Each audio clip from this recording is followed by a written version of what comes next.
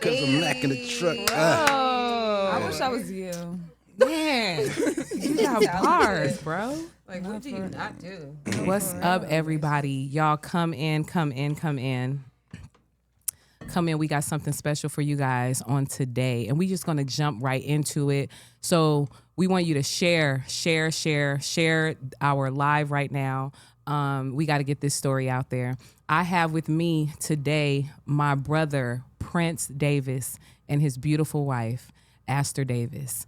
I'm sitting before two amazing miracles, and these miracles are here because you all responded to my post. You all prayed, you gave, and we first want to thank you all for all of that. We also have my co-host, Joanna Cartwright, with us as well. Mm-hmm. So we're gonna dive into this story, this absolutely powerful story. I've heard his testimony. I know he hasn't shared everything yet, but just little bits and pieces. But this is an exclusive interview where you're gonna get it all right here, okay? And this ain't gonna be your last interview either. I just had to be the first one to do it. You feel me?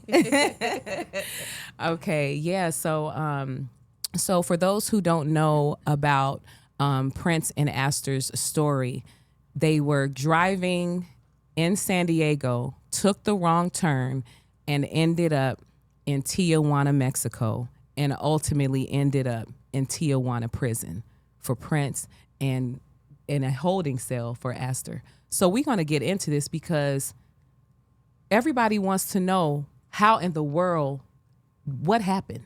Like, what was you doing in Mexico, and how in the world did you miss a turn? Like, what, you got to explain this to us. So when we went on vacation and we were on the way home, we had just checked out, and we wanted to stop at it's a mall literally right there. Now I know it's by the border, but at the time I didn't. But we were that exit. A lot of people miss that exit. It's the exit right before the last exit, which is the border. Okay. So we missed that exit, and we went to the mall the day before. We just didn't stay long. So I knew what looked familiar.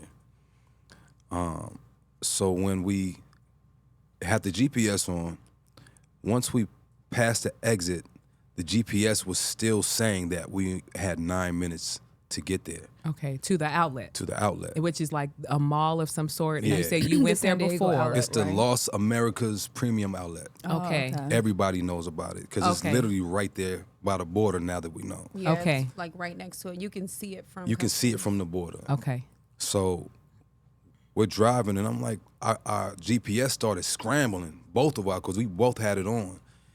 And we was like, what's going on? So the last exit we took, and there was literally no signs whatsoever. It didn't say, welcome to Mexico, welcome to Tijuana. No signs whatsoever.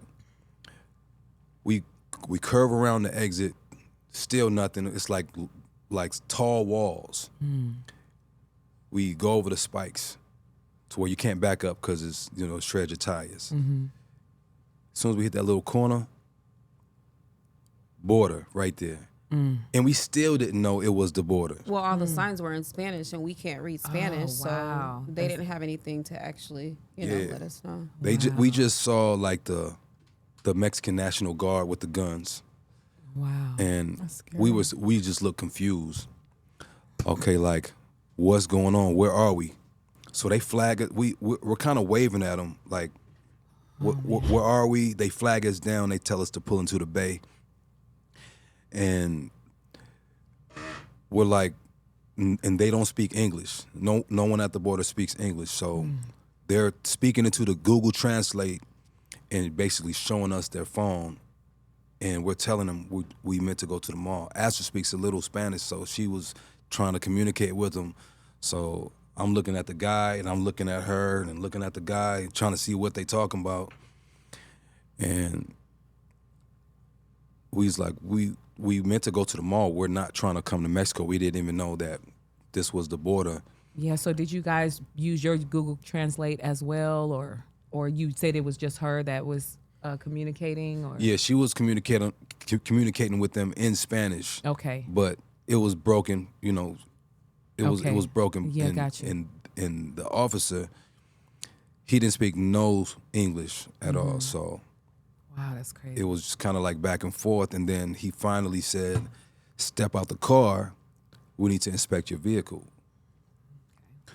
So we step out the car, and when I walked to Astor's side, I looked at her and I said, I have my weapon. I said, the weapon is in the bag. My gun is in the bag. Okay. It was in my backpack, in the back seat.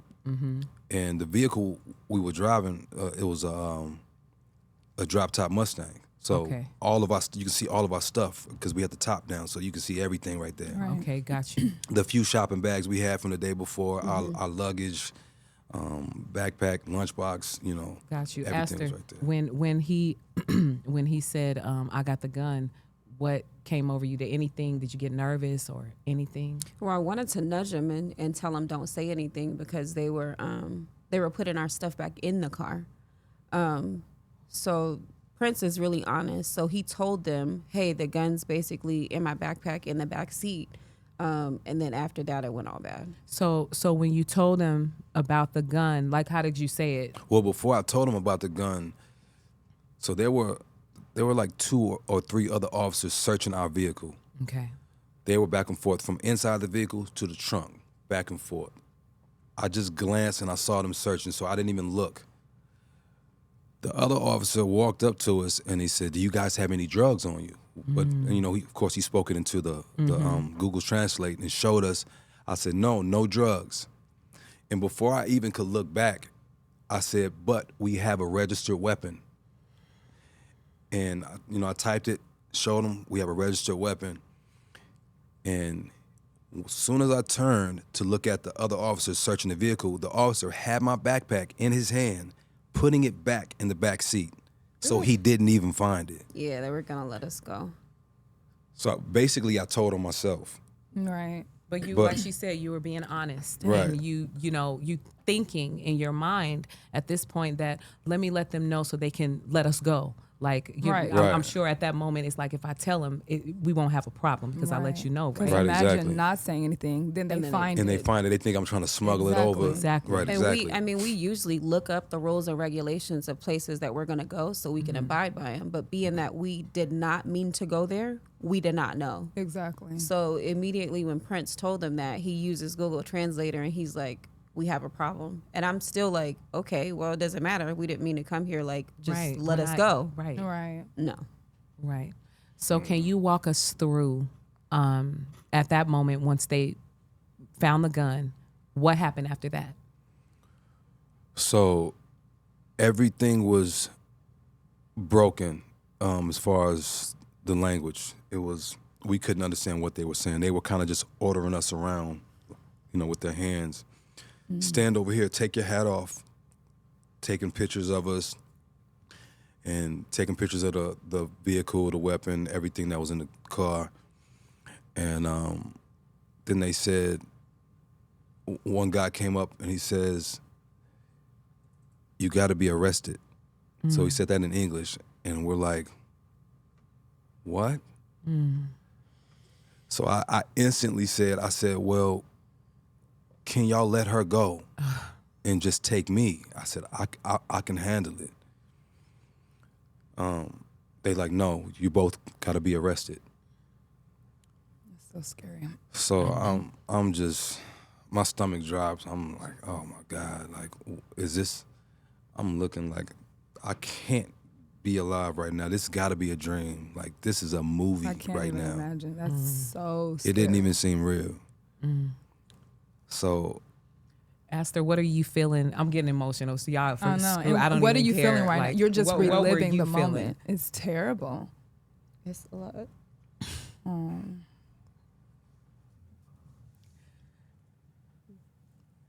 bad. It's okay. just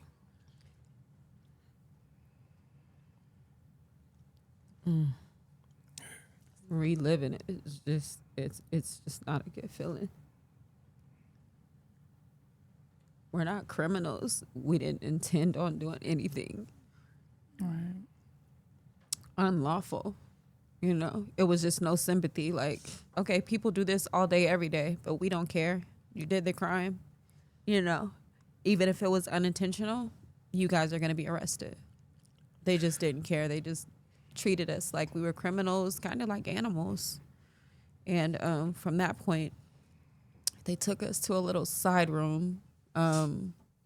They were telling us a whole bunch of stuff in Spanish. We didn't really have a choice but to sign stuff, although we didn't understand because we were under arrest. So scary. like every paper that they shoved in front of us was in Spanish, besides Jesus. literally one paper, which was the Taxpayers' Bill of Rights. That was the only form in English. They took our jewelry off. They like snatched the strings out of my hoodie. Couldn't have no laces on it. Took my belt. Took our wallets, IDs. They took everything. They put it all in a bag. So like, okay, we're thinking we're gonna get that back. But literally the very first thing I asked them before we even went in the room, I said, can we see a U.S. consulate? And they were just basically shaking their head yes, not even sure if they even understood what I was asking. But I'm pretty sure that people ask for U.S. consulate. You know that in English. Oh, wow. And that's good to know because I haven't been a lot of places. I've been one place. I've been to Costa Rica, you know, and I would not have known to ask for that. Right. You know what I'm saying? So if I was pulled over or something like that, asking for a U.S. consulate, I wouldn't That's have really good known. to So that's know. good, you know, that wherever you are, whoever's listening at any time, if you're anywhere, that you make sure that you ask for that. Yeah. Yeah. And it seemed like everything went by. I mean, like everything was going so fast. Yeah. But like, what were you guys like feeling in those moments? Like, like thinking about the kids. I mean, you have kids. Like, what were you thinking, like in those moments? They were the first thoughts, honestly. Wow. Like, we're supposed to get our babies today. We're on the way home, and we don't know what is happening right now. Right. But I knew they were safe because, you know, they were with you. Right. So I'm like, okay, I know the kids are safe, so let's just focus on what's happening. Because at this point, we're just kind of confused.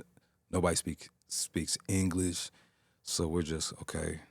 Yeah. And then they're just ordering us around. They got us both in cuffs, Okay. and they're like kind of like holding the back of my shirt, like kind of shoving me. Like you Wow, really that's did crazy. something. So we leave that area. They transport us to some place. We didn't even know what it was. Scary. But But the way that they transported us is like we were just like fugitives, like in the movies when they have like Those trucks, right? and you're like standing in the gun, you know, on the back of the truck is like rotating. Oh my Lord, Jesus. And I'm thinking like the whole time, like, is all this necessary? Like, then they weren't telling us where they were taking. It was just That's so scary. and then they had my once we got to this gosh. specific place, it was you could see other inmates. The place looked disgusting. They set us on a bench, but we were only there for maybe 30 minutes. I was like, I gotta use the restroom. I said, El Baño. Daniel, yeah. And they uncuffed me and they pointed to a bucket. And I'm like, it's literally a bucket to pee in. Like they had it tied up on the fence. So I'm like, oh my gosh. So we go into the room. They want me to take my shirt off, ask me if there's pain anywhere, show them my tattoos, all of that stuff. And then they called aspirin at first, and then they called me in there. I still don't know what that was to this day. I don't either. So when they called you guys in, so you said they searched you. Well, no, they didn't search us. Oh no. You just had to strip your. They had already clothes out? searched us at the first building when they took all our jewelry and all that stuff. Oh, okay. So you had to show them your tattoos. Yeah, he wanted me to take my shirt off, show him my tattoos. He said, do you have pain anywhere? I was just saying, I got shoulder pain, I got back pain. And then we was there for maybe like 30 minutes. Okay. And then we left. They put us back, cuffed us back, put us back in the back of the truck. Wow. After that, they took us to The federal building. I guess the federal building where we thought we was going to court. But Okay. we didn't know where we was. We were sitting in the back of the truck for maybe about an hour, maybe 2 hours. In cuffs. Felt like a whole day, really. Yeah, in cuffs. But I don't know. It seems like the sun shines longer in Mexico. It seems like the days just Really last just long. extra long. So they transfer you to this federal building. At what point are you guys in a cell or something? Is something happening? So they take us upstairs. We're basically sitting around, sitting on the floor, handcuffed. Wow. The nice officer lady, she gets us a chair. You could tell certain ones don't like the way that we're being treated. Okay. And they're not saying anything, but she give us a chair. They went and got us some like Nutri-Grain bars. Okay. Because we literally hadn't eaten the whole day because it was that morning we checked out. Right. Okay. So she's being like real nice to us or whatever. So she get us a chair and we're sharing the chair. We're sitting like back to back on the chair. And then they finally call us into this room. And we don't even know to this day who the guy was. He was possibly a public defender supervisor or something like that. Because as soon as he came in the room, he says, he speaks kind of broken English with a strong accent. He said, they know me. He said, I'm cool, they know me. He said, so y'all be cool? He said, I'll help you go home. He said, they know me around here. We was like, okay, all right, so what do we have to do? And I had already initially told Aster, I said, all they want is money. I initially told her that when they first arrested us. So now we go, now we're back in. So a public defender comes into the office. He doesn't speak any English. So we have to wait, and they grab a lady. She comes in, and she's like, I'm going to interpret for them, but she had a strong accent as well, but she spoke well enough English for us to understand. So she says, we have two options. She said, one option is if you know someone that lives in Tijuana, the judge will let you go home and fight your case from the streets. Okay, it was like, well, we don't know anybody here. Right. We don't even We ain't supposed we to didn't even be here. mean to be here. Right. And then she says, well, the second option is one of you has to take the charge and the other one can go home. And I was like, well, I'll take the charge, but how long will I have to do? And they like 1 month, 2, 3, 4, I don't know. And I'm like, God. Next option. I don't even remember the third option. But the fourth option, she said, well, we have a fourth option. I'm sure you do. She said the fourth option is you pay $20,000 and you can go home. We looked at each other like, $20,000? Like, We don't have who do that y'all just think we sitting are? around, right? And we was like, well, we can't come up with no $20,000. They said, what can you come up with? So I said, can we make some phone calls? So they gave us our phones, and we started calling. I called my pastor Marlon. I called. I told Astor to call my dad. She called our good friend Brittany. She's a lawyer, and called a couple friends. We're just trying to get things together. So what we were on speakerphone trying to work things out. They finally come up with a number. He says, "Well, we can come up with 10,000." She says, "Okay, let me tell him." So she starts speaking in Spanish to him, and then you see them over there like I don't think that's enough. Like that kind of attitude. Gosh. And we like, man.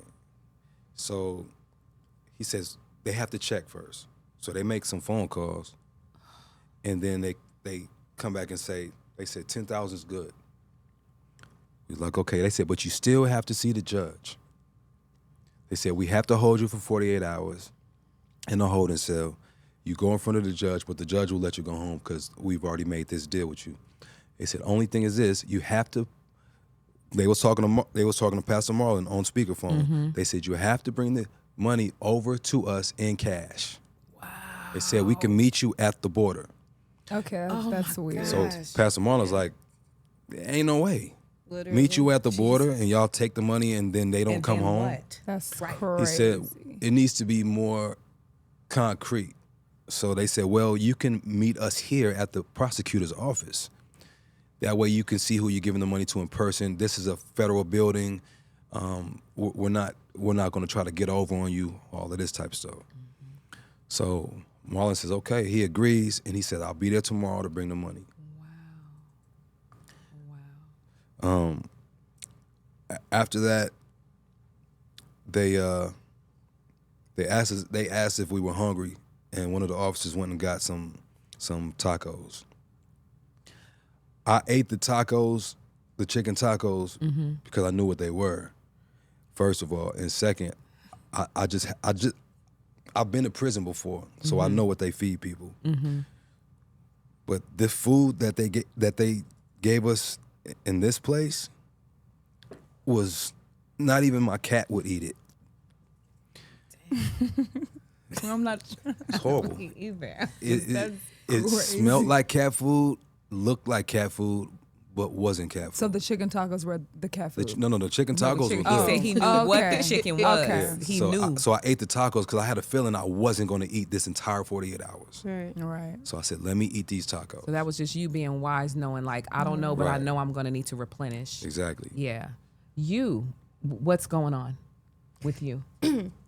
Well, this whole time, just to add like a little more detail to the environment. I'm not even sure if I told Prince this yet, but I'm thinking everything just because I'm a thinker. So when we walk into the federal prosecutor's office, there's like a gentleman there. And you know how you look at some gentlemen or just some people and they give you the creeps? Like when I looked at him, my skin crawled. He stared at me for maybe about 4 minutes straight, like in my eyes. That's scary. And the whole time I'm like trying to stay calm because I'm like, well, I hope my husband doesn't see him. Like I don't saw wanna, him smiling. What? Well, I was like, I don't want to react because the whole time I'm thinking like, okay, I don't want to do something to make my husband upset because I don't want him to Want no react and then Right. I'm just trying to like keep the environment like under control or whatever. But there was like several instances where men were like just staring. And I had to just like sit up and like keep my control, like looking at my husband, like I hope he doesn't see this because I don't want him to say anything. And then you're in an environment you're unfamiliar with. Plus, you know, one of the first things you think when you go to a place like that is like, okay, We've seen too many movies. they're gonna try to traffic us. Yeah. The guy We've seen too that much. that first guy I did see looking, he was a detective. I saw the badge on his hip. But he kept looking in our direction. Yeah, I don't trust But I him didn't think nothing of it. Okay, so now we want to move on a little bit. So you guys are both in a cell at some point, right? So they bring us downstairs. They take my shoelaces out of my sneakers. They search us a little bit, not strip search, but they search us a little bit, and then they put me in the cell. It was two other guys in there, well, one other guy in there at the time. And then they brought Astor in and they put her in the cell next to mine, so we can actually talk to each other, but we just in different cells. There was another girl in there with her. So we're they they're bringing the food. When they bring the food, it's like in a pouch like this. Okay. They microwave it, and you can smell it from the microwave. They brought it to us, and I looked at it, and I'm like, wife, are you eating this? And she said, I took one bite, but I can't eat it. So you could hear you guys were next to each other. Yeah, we were literally in cells next to each other. Okay. Like this was the girl side, this was the male side. Okay. So I took a scoop and I bit it, and I'm like, oh my God. Took one more scoop, and I was like, I just need to get it down so I can. And I just closed the bag, and I asked the other inmate in there. I was like, you want it? He's like, yeah. Oh wow. And he tore it up. But and after that, for that whole 48 hours, I didn't eat anything else. Okay. Same with you, Esther. Wow, You hadn't that's- eaten for 48 I hours. just That drank is water. so hard. Yeah. All right. It's so While you yeah. guys are in the cell, and we won't stay here too long, but while you are in the cell, you're communicating with each other. Yeah, we just checking on each other. I'm like, babe, how you doing? You know, she was like, well, my back hurts. I'm like, my back is hurting, my shoulder. Because we're laying on wood. Yeah. We're laying on wood, and No blanket, no pillow. Nobody no had come to nothing. see you guys Not or yet. anything. Okay. not yet. And I'm asking her, and she's telling, I don't know if I should say that. You could go ahead. But she kept saying, she said, I have diarrhea. I keep going to the bathroom. I'm so Anxiety, nervous. Yeah. Yeah, so, and then all I could hear, she kept saying, official, I need toilet paper. And they wasn't coming. Oh my goodness. They wasn't coming. That's I mean, for a woman, terrible, first man. off, like for a woman, anything could be going on with us. Like I was thinking Right. about myself, about how I'm nursing and how I would have to try to express my milk for my child. And women go through so many things. We have menstrual cycles. We have so many different things that we go through in our body. And it's like it could have been one of them days for you. You It know? actually was for the girl who was in the cell with me, but it was just the whole experience was just humiliating because my stomach messed up and I got to go to the bathroom in front of all these girls. So I just keep saying I'm sorry, but Oh wow! You so couldn't- I couldn't do anything. So Jesus. the lack of response from the whatever you call it, the official or whatever. So we have to ask for toilet paper. They just don't give you a roll. And when they give it to you, they like roll it on their hand and you need a certain amount. Like you can't tell me how much I need. So Right. he gives us a little and it runs out, of course, because I have to go to the bathroom. So what I ended up having to do, like, as women or just us, we go to public restrooms and we coat the toilet with toilet paper. Yeah. I had to go in the garbage and get the toilet paper that was in there that was laying on the seat and use it to wipe myself. So that was just like an experience in itself. So I'm just thinking like I'm Survival. gonna get You're in survival Yeah. mode. That- I'm like what I hope else? I that's don't just get a an piece infection, of it. get No, sick. for Like, real. Jesus. so You that's had, what it had you to had to use your result to. pad too. Oh yeah, I had to. I was just getting off, that time of the month, so I had to use, my pad as well. It was it was a lot. So these were those conditions. So at what point did somebody come and see you guys? Like, So they called our names. Some lawyers came to see us. these are lawyers or is this the No, these are lawyers, and I'm not going to mention their name due that's to the fine. legal. That's fine. But some lawyers came to see us. Mm-hmm. They called us into the room and they said, "Your friend Brittany sent us Okay. for you. We're going to be representing you. We're being paid to see you. We have nothing to do with this prosecutor's office." Okay. They said, "Okay." Okay. He said, "So your charge, it holds mandatory prison time." He said, "I'm going to give it to you straight." He said, "Mexico just changed their legislation in December 2024. Any firearms holds mandatory prison time." I'm like, "Well, we didn't mean to come here. We were here on an accident. I showed them what a gun was. We wasn't trying to smuggle anything, blah, blah, blah." He's like, "Well, you crossed the border. In their eyes, you crossed the border and you committed a crime." He said, "And what makes it worse is that you had hollow tip bullets." And I said, "I didn't." I said, "I had regular range bullets." He said, "That's not the picture that they showed me." So they showed him someone else's picture. I literally had range bullets. And if you don't know, hollow tip bullets, they call them cop killer bullets. They go through the bulletproof vest. So they made it seem more than it was. So I said, well, how much time? He says 10 years. Bruh. Got me messed up. Bruh. He said, but there is light at the end of the tunnel. And this is what I heard him saying when I started fading out. He said, there is light at the end of the tunnel. And I'm like, tunnel. Oh, God. I grabbed a bar to the prison bars. Where are you at this point? She's right next to me. Okay. Oh, okay. And I said, wife, I need some water. I need some water. And I kept saying, I need some water until I didn't hear myself saying that no more. So what happened? I had to dump water like all over him. I'm like holding him up because he's like having a mini seizure. So his head is going everywhere. I'm like holding his head. And I'm like, babe, I need you to stay with me. Like, I cannot do this by myself. Jesus. So I'm just like praying, just because you heard them saying they was going to come get me. The ambulance. They called the ambulance. And I'm like, I cannot let him go. Like, I can't do this by myself. This is too And emotional. I wasn't trying to cry. I was in and out. Like, I couldn't see. I was like, I'm trying to figure out. She's like, babe, don't leave me. I said, I'm trying to figure out how to breathe. So I'm like telling him, like, control your breathing. Like, let's, And I'm trying. I'm trying because I hear her and I'm like, okay, I don't want them to take me away from her. So I'm trying and I literally cannot breathe.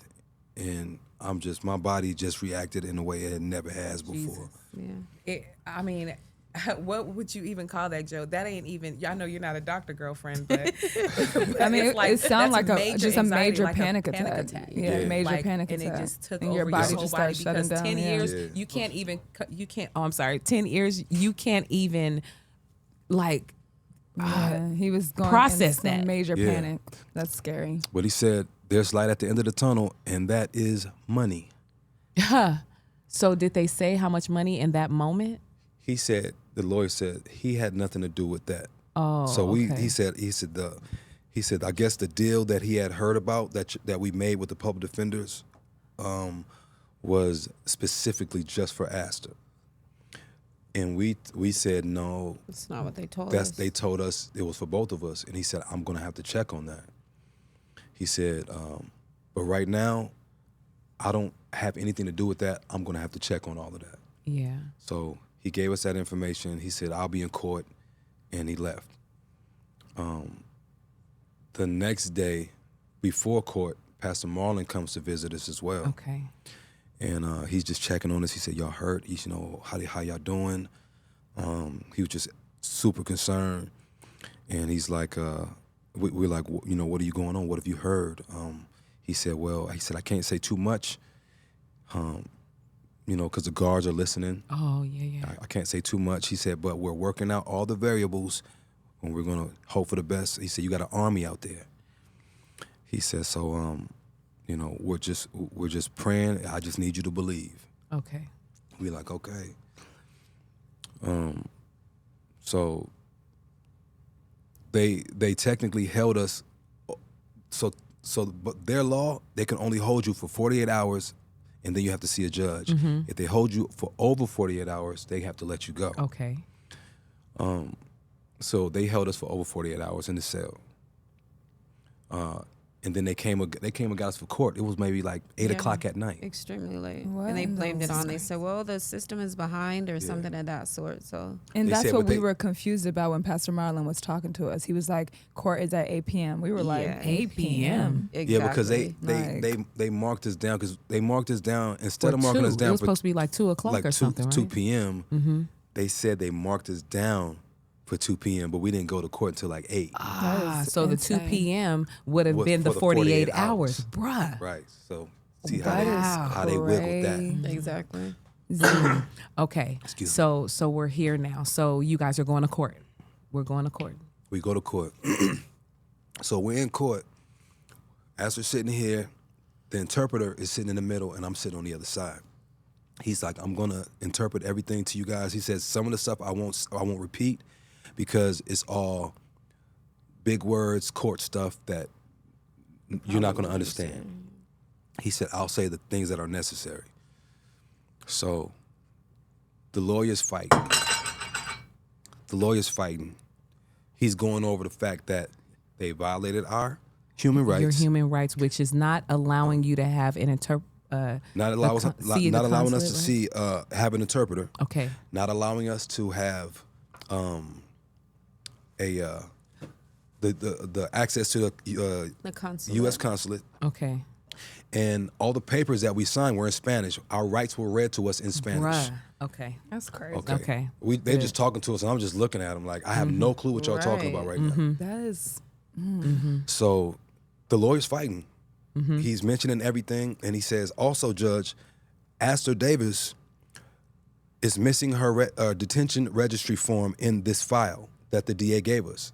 And the DA was like, and looked at the judge, and he says, well, we have the file number, but we forgot to put the actual form inside the file. Yeah, I wonder why.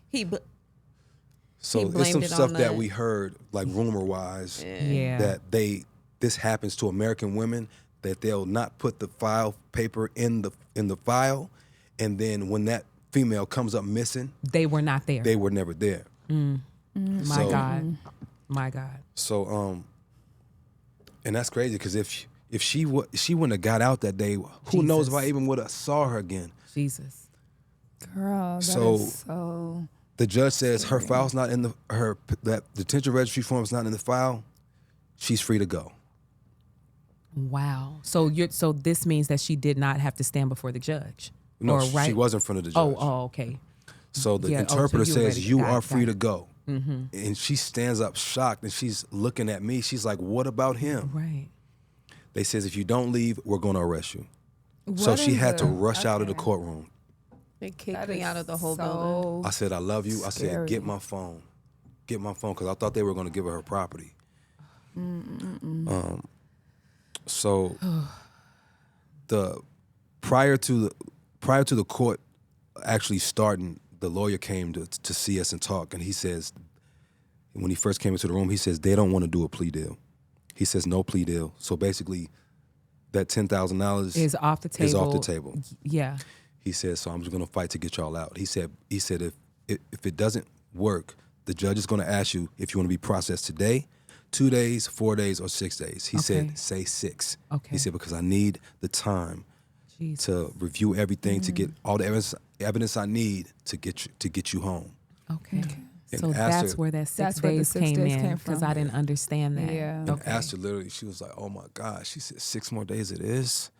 And I'm like, man, I just, if she could go home, I'm like, God, if she could go home, because we got the kids and Yeah. so much stuff.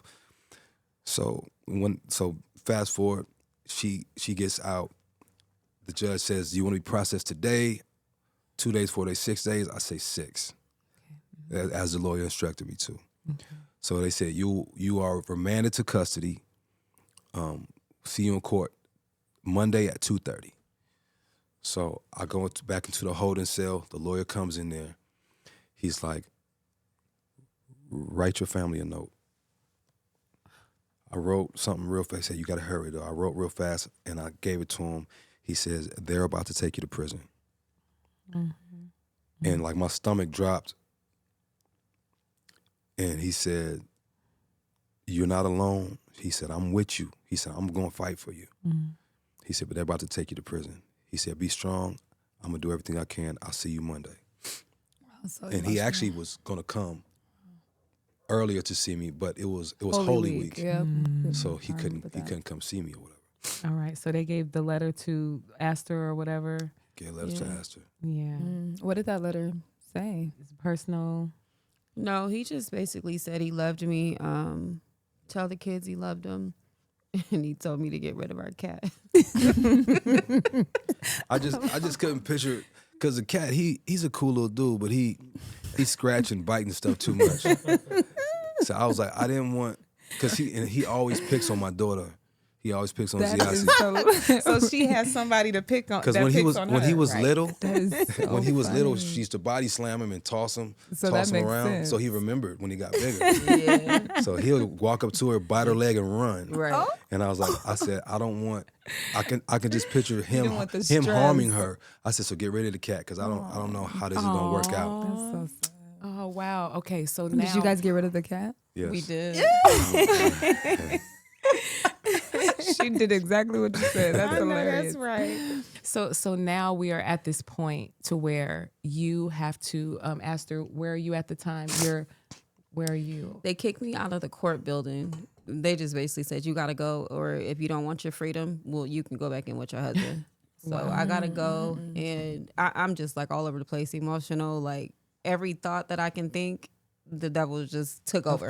Of course. So I'm unable to function. So Did they give you your stuff? no, Did they give you your phone? nothing.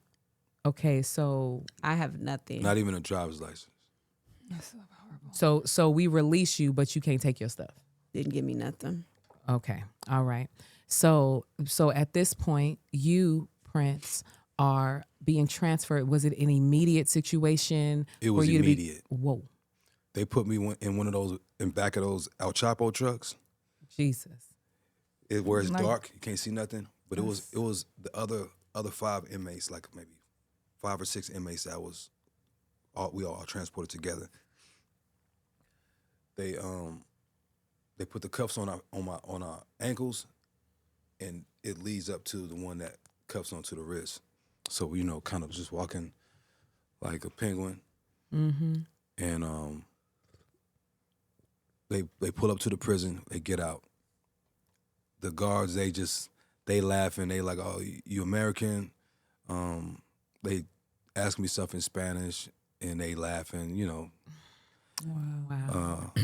So one of the other inmates was trying to talk for me. He was trying to understand a little bit of English I was saying, and he was telling him what my name was because he remembered, because he was in the holding cell with me. Okay. And he was just trying to help. So I have a question. Yeah. As you're on your way to, they're transferring you and everything, what was on your heart at the time? Was it fear? Because we all know, Tijuana prison. You look online, it's telling us like it's at the top 5 of the worst. yeah, this is so this is is one of the anything in prisons your I've heart? seen on like YouTube. That was one of the worst prisons in the world. Yeah. My mentality at the time was, I just want to die. I was praying to God. I said, God, please take me. I don't want to be here. I don't want to live anymore. I want to die. I can't believe I'm going through this. Please take me. And at that point, I didn't really care what happened to me. I could just imagine, because I've been in, like I said, I've been in prison before. So like Hispanics, they don't mess with black people at all in prison. It's like, if there's a riot, it's against Hispanics and blacks. So I'm like, I'm in an all Mexican prison. I said, I don't know what they're going to try to do to me, but I didn't care. I'm like, I just want to die. I don't care what happens. So, And I know in your mind, when you said the enemy had your mind and you were thinking all the possible things. And as his sister, I was too. Yeah. I was thinking, because I know what kind of man my brother is, that he is not confrontational. He'll fight only if he has to fight. Like, you got to like really, really push him to get to that place. I don't think I've ever really even seen you in a fight, but just knowing how he is as a person and to know what he's about to go into is like, this is not gonna work for him. And I felt that, like the way he's explaining how he felt, how he felt. I felt that for him when we were talking, about that. We were like, like we felt you. We were like, his mental health, like that. We just felt everything. like, we were like, we know this is not good gonna for last. his mental This ain't health. it. Yeah. And I envisioned like somebody doing something and you not even caring. Like I envisioned that, because I'm like, nobody has time for that. Like we just lost our mom. It's just been so much already. So I just felt your spirit. So me, like, knowing him, I knew that would be like the first thing he was going to result to thinking, like, I just know him. So after I just came to, and the first thing that I prayed for, just deeply, I said, Lord. It's okay. It's okay. We get things out there. It's okay. Yeah, we with you. I said, Lord, just let someone help him through this. Like, bring someone. Yes. Let him meet someone that's going to help him through this, because I know what he's thinking already. Yeah. God answered above and beyond. Yep. So did. Prince, tell us, as you're going into this place, and you said the young man was helping, speaking for you, telling your name or whatever. Yeah, so after they process me, they take us all to this cell. It's dark. I'm talking about the cells are practically outside. They're in the building, but all the doors are open and all the windows are open. So it's freaking freezing in there. And anybody that know me, I don't get cold. I mean, we from DC, so we used to that. It's probably like 20 degrees in there. I got shorts on and my hoodie that I got arrested in. And my back is like on fire because of what we was just laying on at the other place. And then you already have some back. I have a issues. fracture in my back. Yeah, already. And in my shoulder, rotator cuff. And I was messed thinking up. about that. I was like, ugh, yeah. So I'm trying to stay warm. So I put my sweater over my knees, over my whole body, and I put my head in there. But bent in that position, my back is killing me. But I'm like, I gotta stay warm.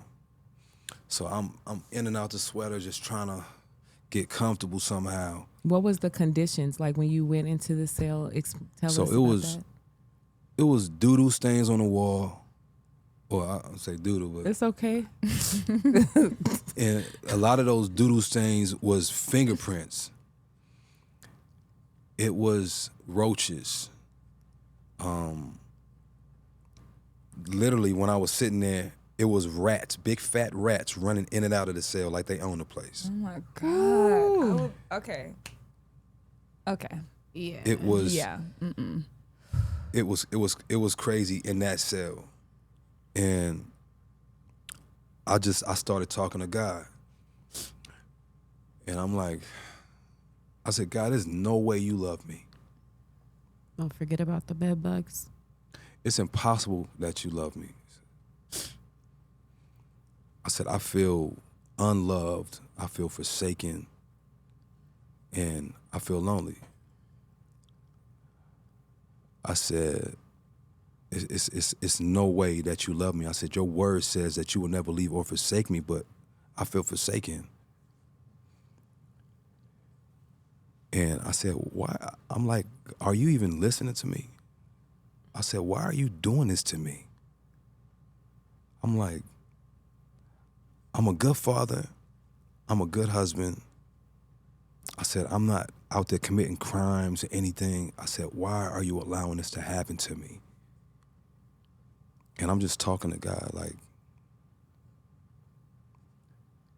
and almost instantly, I heard God's voice differently. Like, when it's God talking to you. Mm-hmm. And right when I'm asking, like, God, why are you doing this to me?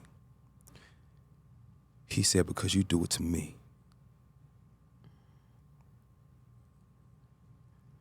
And I'm like, wait, what? And I'm like, how do I do it to you? He says, the promises that you promised me, the vows you made, the commitments that you made to me and broke. This is how I feel. The rats, the roaches. This is how I feel. He wanted me to see how he felt. All the stuff, tons of stuff. He showed me a lot that I was actually doing that I didn't see as, like, I wasn't looking at it from God's eyes. Yeah. Right. I was looking at it from mine, and that people, when people see me, they're like, oh yeah, you're a good father, you're a good husband, and you're a great person, but God's like, I don't see that. Right.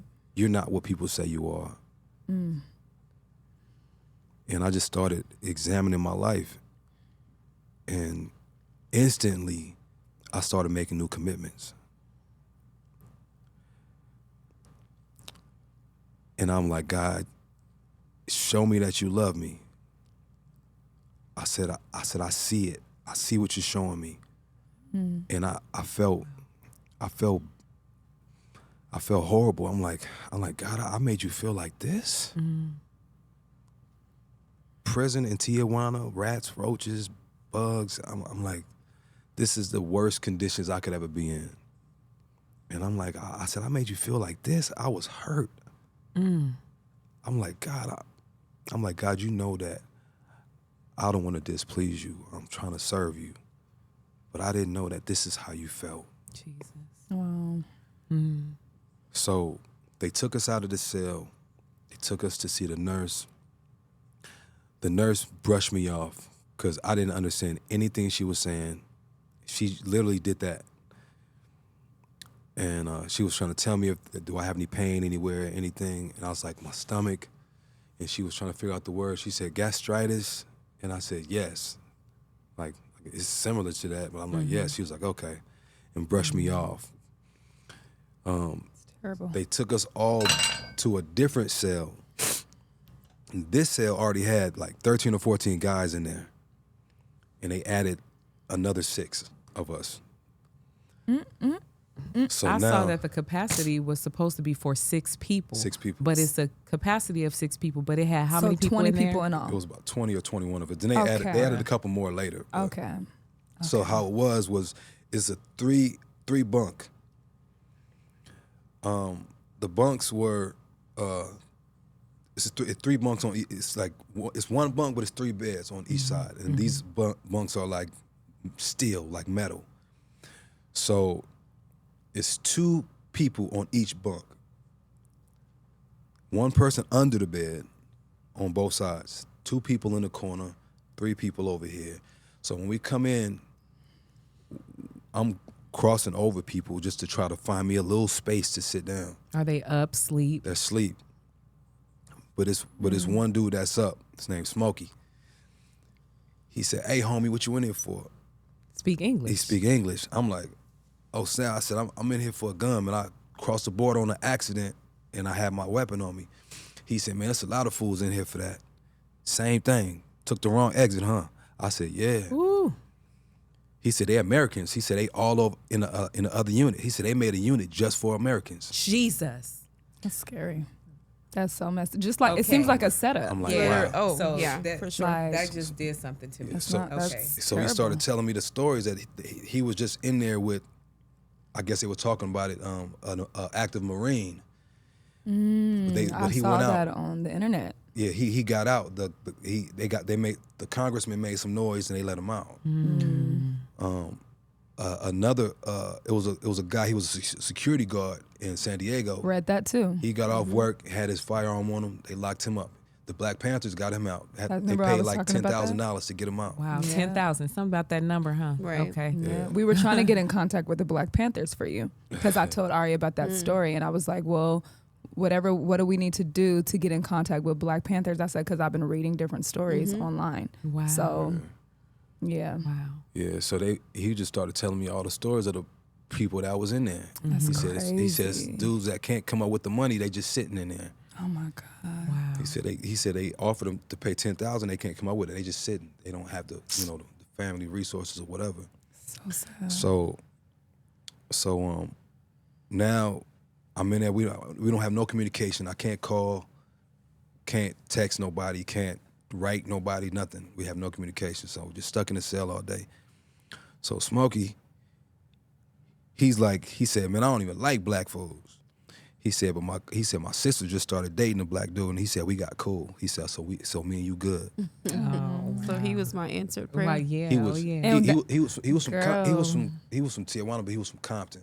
So he's like okay. one of those cholos. You know what I'm saying? So he looking out for me. Okay. Wow. Chopped up a bar of soap just so I can get a piece of it so I could take a shower. Wow. Shower's freezing cold, but we made it happen. Mm. And he said, hey, he told one of the youngsters, they all work for the cartel. And they all in there work for the cartel. He told one of the youngsters, he said, hey man, give him a blanket.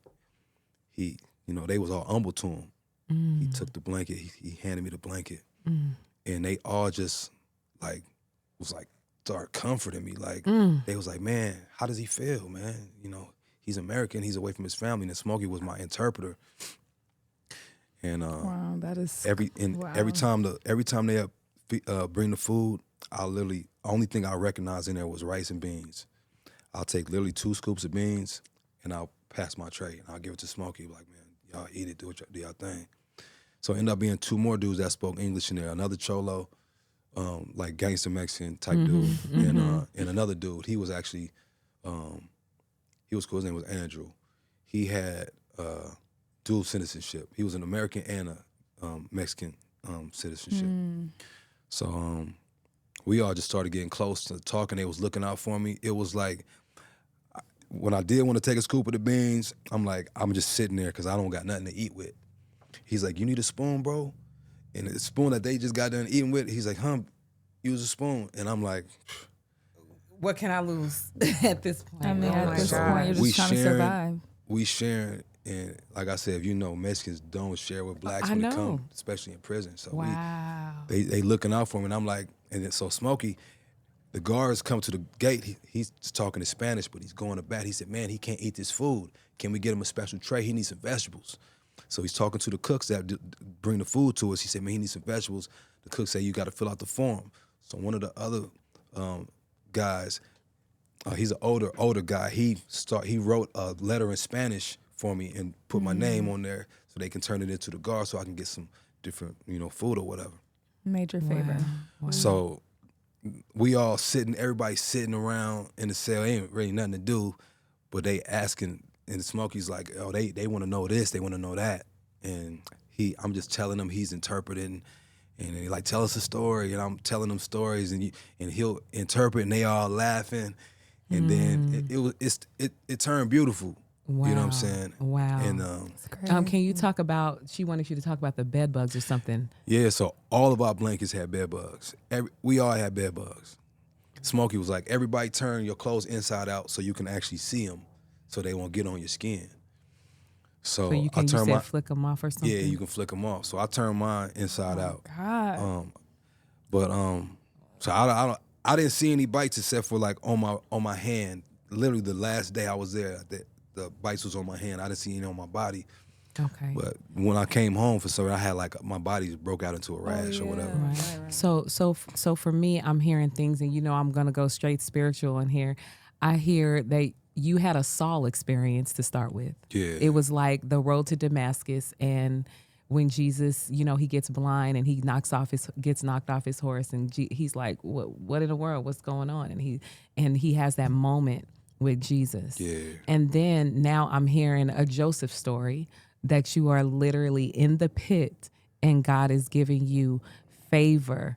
I know that my prayer, specifically because of how scared I was, like just and knowing, how just they knowing explained what, the prison. I was praying openly that you experience. I said, Lord, give him a Daniel anointing. experience, yes. I said, where when he walks into the lion's den, that he is not protected. touched. And that was our prayer. That We, was my send prayer. your angels, God, Yes. like to our brother. And so it seems like To not hear just it. Saul or Joseph, Daniel. Jonah. He was literally Jonah in, for sure. Yeah, in the I feel like belly's whale. the belly's whale. In the well. I feel like it was like the prodigal son. Like Yeah. it's like God had to show me. He had to show me because, and all the stuff he was showing me, the stuff that I thought I was doing right, like being a good husband and father, I really wasn't. You know what I'm saying? Like my kids will ask me questions and I'll ignore them because they ask too many questions. And my wife, she'll ask me questions and I just won't respond because she'll ask me a question that she already asked me, and I'm like, you already asked me, I'm not giving you the same answer again.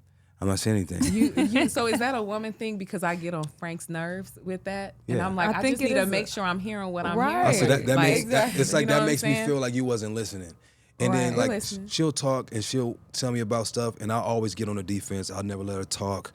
You know what I'm saying? So have you seen a change in this experience? Overly. Oh yeah. Like- I told God, I'm like God, I'll even listen to my wife.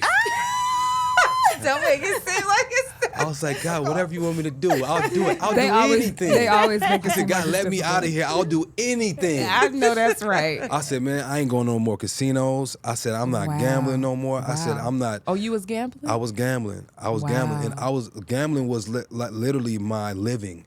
Like I learned it so well, I made a living out of it. But I had told that's a totally different another story. testimony, I yeah. had told I told God I would never do it again. Oh, okay. Wow. But then when times got hard, I resulted back to Come it. on. And that was the commitment that God was talking about. He said, you broke. He said, this is how I feel when you broke what you promised me that you wouldn't do again. Okay, so look, so we're a little pressed for time, and I want to cover a couple of things.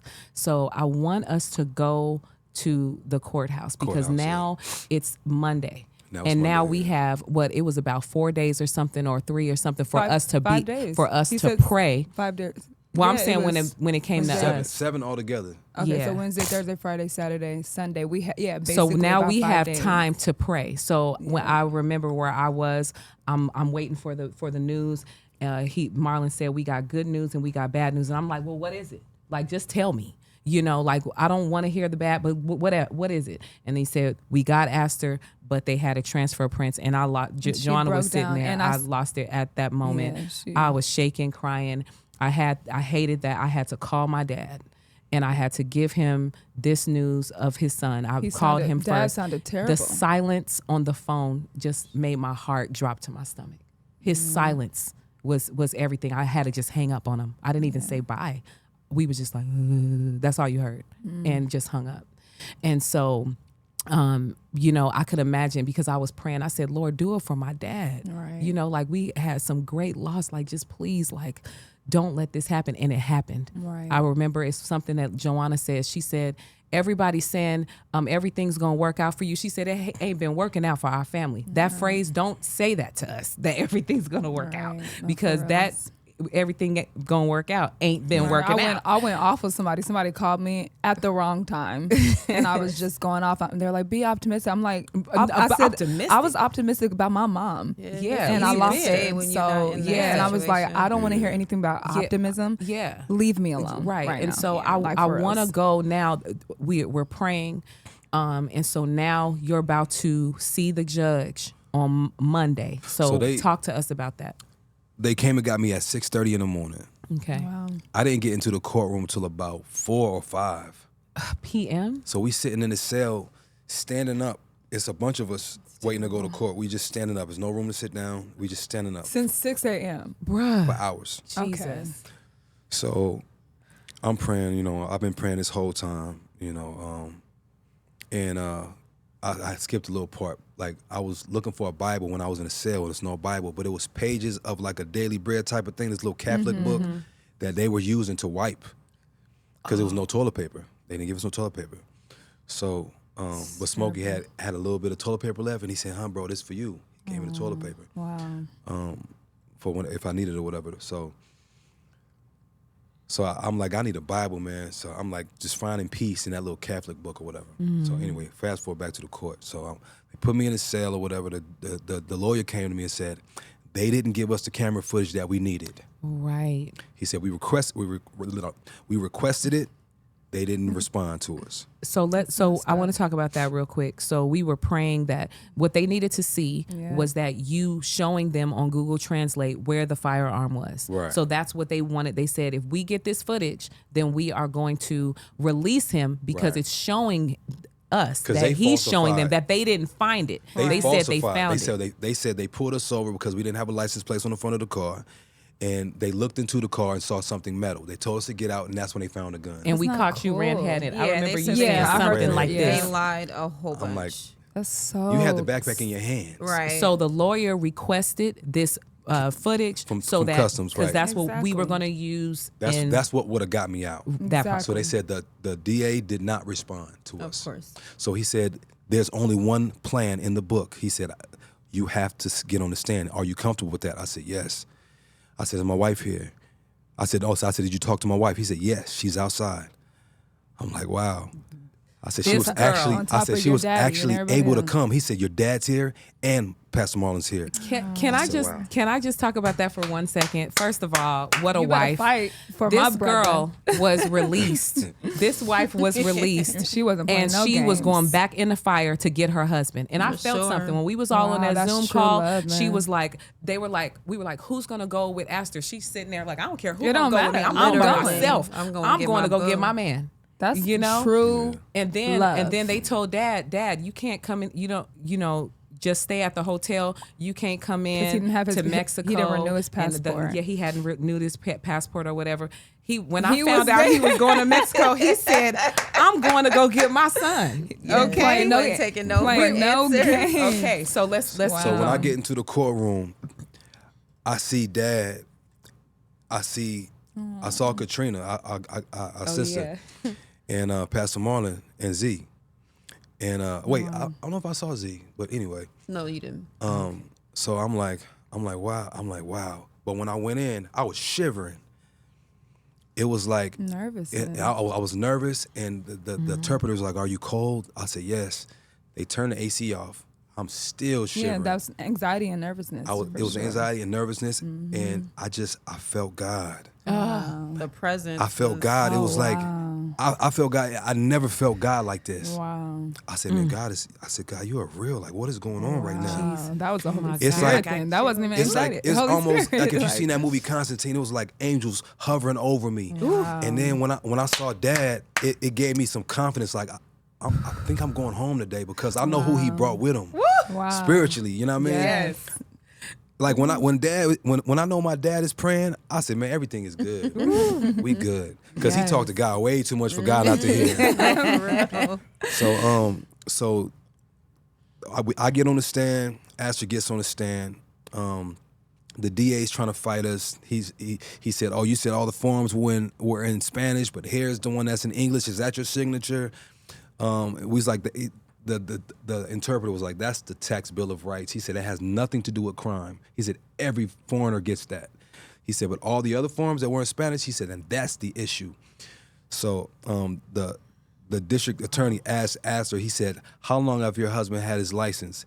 She's like, "I don't know, like maybe since he was 16. So he was trying to make a point, like he had his license for this long and he still don't know how to read signs or whatever, how he got over here to Mexico or whatever. Come on, okay. So they just trying to figure out a rebuttal to battle the fact that we didn't come over here on purpose, and when we got here, y'all violated our human rights. Okay. So everything's going. Astor, me, our attorneys, the DAs, everybody's going back and forth. The judge says, "I need a recess." So they put me back in the cell. You said he needs 5 minutes. He needs or 5-minute recess. Something like that. I was in that cell for maybe 15, 20 minutes. Wow, that is never. I fell to my knees as soon as I got in that cell. On the concrete, I said, "God." I said, at first I was okay with staying if I needed to stay. I said, but I got to go today. I said, I feel too much in there. I said, send more angels. I ain't never prayed that. I knew they was in there. That he did. I said, God, send more angels. So let me tell you, and I want you to stop. I mean, I could cut you off real quick. Dad was saying that when he was in there, he never felt a presence like this before. But it was a battle that he felt. Oh, for sure. And he said he was Spiritual like, battle. "Whoa, what is this?" And he said then I got in there. Not scared, but he said then I began to pray harder. He said because he saw the war. Between the good, between the evil, the demons and the angels. He saw the war. So he said he began to intercede while he's there. So now you're on your face in your cell one more time. One more time. Send more angels. What's crazy is the judge. I'm 100% sure the judge had his mind made up, like prior to coming, that he was going to send Prince back. 100%. Yeah, you could see the look on his face. Yeah, he had his mind made up. But when he decided to take the break or whatever, that spirit, it looked at Dad. Out of everybody in there, it looked at Dad, and I saw it. It looked at him like this for maybe like 5 seconds. And we was like, whoa, and then went right into his chambers. And at that point, I'm like, okay, we know what this is, but you could feel it. It was Literally thick. spiritual I felt it. warfare. The entire time I was like this. Oh my thighs were shaking like I was twerking. I'm like, literally my legs would not stop shaking. I'm like, so we come back in there. The judge is going back and forth. He said there were what's the word, like me and Astor's stories didn't like completely match, but overall they matched.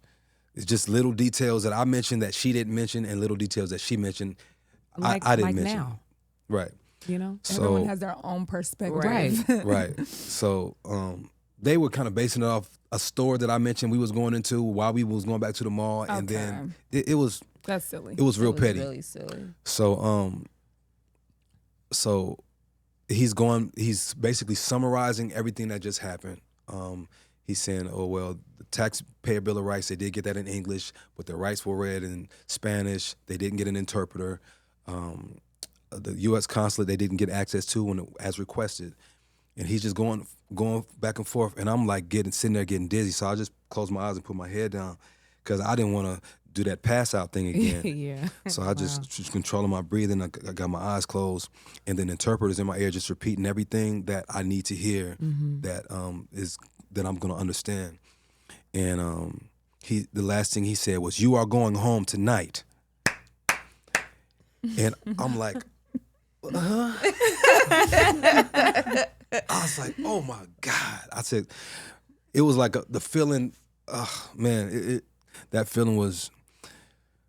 So the district attorney started talking to the judge, and he requested a new court date. This is important. And the interpreter was like, wait. He said, I've never heard this before. He said, wait, I need to see what's going on. And he said, wait, well, actually, your attorney is going to explain everything to you because I don't know what's going on. The DA asked the judge for a new court date to re-indict us for the same charge. Because they need more time to get more evidence. So first, the court date was September 1st. They said, no, we need it sooner. So they made it May 30th. So technically, we have a court date in Mexico, May 30th, that we have to go to. Or else. They can issue a warrant and request that we be extradited back to Mexico to face charges, blah, blah, blah, blah. And now this ain't just you, it's both of It's y'all. both of us. Oh, so yeah. the DA was mad at Astor for coming back to testify. Yeah. Like, who Furious. do you think you are? Oh, the way that he do looked you at me think when you he are? first saw me, we caught eyes. We locked eyes on that little break. He stared at me like face to face, maybe like 2 feet away, like he wanted to punch me. Wow. That is so And scary. the Yeah. attorneys were upset. They said, we wanted a full win. He said, there's no judge that would have done this. Oh, Jesus. He said, because whether you get re-indicted or not, your rights were still violated and you're still going to get off on the same technicality. Yeah, you're released. It's done. based on relationships. So Yeah. he says, do you have anything to say to the judge? I said, thank you, Judge, for your judgment. I appreciate you considering all the facts. The judge looks at me like this. You know how, like, you see movies with demons, like, Yeah. and they look at you like this, like, yeah. Oh my You know, God. the judge looked at me like that with his eyes, and he says, May 30th. What in the? So I'm like, This is crazy. okay, but I didn't know what was going on. We didn't find out all of this until after the lawyers explained everything to us. Jesus. And he Jesus. basically Oh, said, God. if we go back to court, they're going They're to gonna- arrest us. Yeah, they're going to put you It's in like jail. Pharaoh Yeah. and Moses. Oh, yeah. Let my people go, and then he changed his mind. Oh, yeah. Oh, Leah said I was praying against that spirit. Yeah. I remember our sister, she was saying that. So we're going to wrap this up because our time has expired. But I want you to real quick tell us, you had gone back to the prison. Did you have to pick something up or something? Oh yeah, when you Because I remember. they didn't pick you up until the nighttime, so you had. Oh yeah, they took me back to the prison. Oh, right. They took me back to the prison so I could I had to be processed. It takes 5-6 hours to get processed. Okay. So I went back to the prison. As soon as I walked to the cell, Smokey and the guys, he's like, what happened? What happened? I said, I'm going home. I told you was going home. I told you. They speaking in Spanish. They knew I was. They was so excited for me. And they opened the cell. I went in the cell. He said, man, we got you a Bible, bro. We got you a Bible. And I'm like, well, I said, where is it? And they showed me it was just a new Catholic Daily Bread thing, but it was new with all the pages in it. Aw. He said, and your tray came. Your diet tray came. He said, man, it had broccoli, had carrots, fruit. I said, cool. I said, where is it? He said, we ate it. I'm like, what? He said, we thought you was going home. Yeah, but it was beautiful. And then I literally, they was like, can we have your socks? I said, hell, you can have your shirt. I said, you can have my shoes. I had some nice red leather Chucks. They said, Wow. and I wore Smokey's sandals home, and I had some shirt with bed bugs on it. And I was like, I'm just trying to get out of here. I don't even care. Wow. That's deep. Yeah. So I just want to. Our time is up, and I know there's so much more. I know that your life has been changed on this, and with my conversation with Prince, he said that he wants to go back. He said that he wants to be. You say you want to be there. You know, you want to be a help for something. Yeah, I want to, because there's so many on the street. So many they don't have resources like America, you know. And I'm gonna get my Spanish up. I need to go back. As far as ministry is concerned, I want to feed these people.